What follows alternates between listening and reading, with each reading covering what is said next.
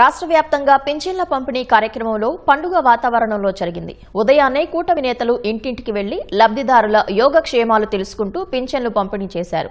ఈ కార్యక్రమంలో మంత్రులు, ఎమ్మెల్యేలు, అధికారులు పాల్గొన్నారు. అనకాపల్లి జిల్లా నాతవరం మండలం శృంగవరంలో పింఛన్ల పంపిణీ కార్యక్రమంలో శాసనసభాపతి చింతకాయల అయ్యన్న పాత్రుడు పాల్గొన్నారు. మేడే సందర్భంగా పంచాయతీ కార్మికులను సత్కరించారు. కోటఊరట్ల మండలం రామచంద్రపురంలో హోంమంత్రి అనిత పర్యటించారు.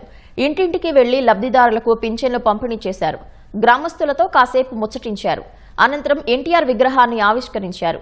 నంద్యాల జిల్లా బనగానపల్లెలోని ఈద్గా నగర్లో మంత్రి బీసీ జనార్దన్ రెడ్డి ఇంటింటికి వెళ్లి పింఛన్లు అందజేశారు.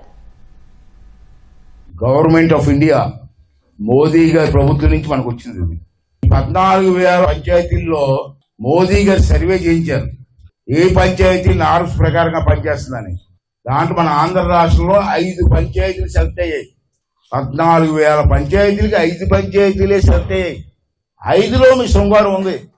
దీంట్లో ఎక్కువ భాగం ఆడవాళ్ళ శ్రమ. ఆడవాళ్ళు తాలూకు కార్యక్రమాలు ప్రమాణం చేస్తారని, తర్వాత ఊరు కొంచెం శుభ్రంగా ఉంటుందని, ఉన్న పంచాయతీలు అందరికంటే బాగా చేస్తున్నారని, తర్వాత ఇంటి పన్నులు కానీ, హౌస్ ట్యాక్స్లు కానీ ఇవన్నీ కూడా గవర్నమెంట్ రూల్స్ ప్రకారంగా కడుతున్నారని చెప్పి 5 పంచాయతీలు సెలెక్ట్ చేస్తే ఈ ఊరికి వచ్చింది. అది మీ శ్రమ.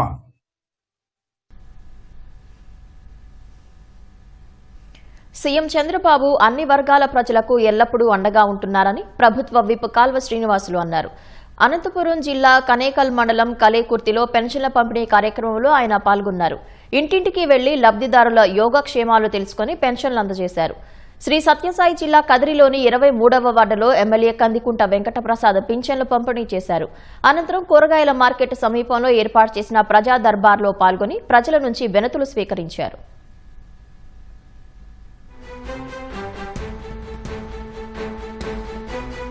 డాక్టర్ బిఆర్ అంబేద్కర్ కోనసీమ జిల్లా ఐపోలవరం మండలం టీ కొత్తపల్లిలో ఎమ్మెల్యే దాట్ల బుచ్చిబాబు, ఎంపీ గంటి హరీష్ బాలయోగి పర్యటించారు. పింఛన్లు పంపిణీ చేయడంతో పాటు గ్రామాల్లోని సమస్యలు తెలుసుకున్నారు. బాపట్ల జిల్లా చీరాలలో ఎమ్మెల్యే కొండయ్య, జిల్లా కలెక్టర్ వినోద్ కుమార్ పింఛన్ల పంపిణీ కార్యక్రమంలో పాల్గొన్నారు.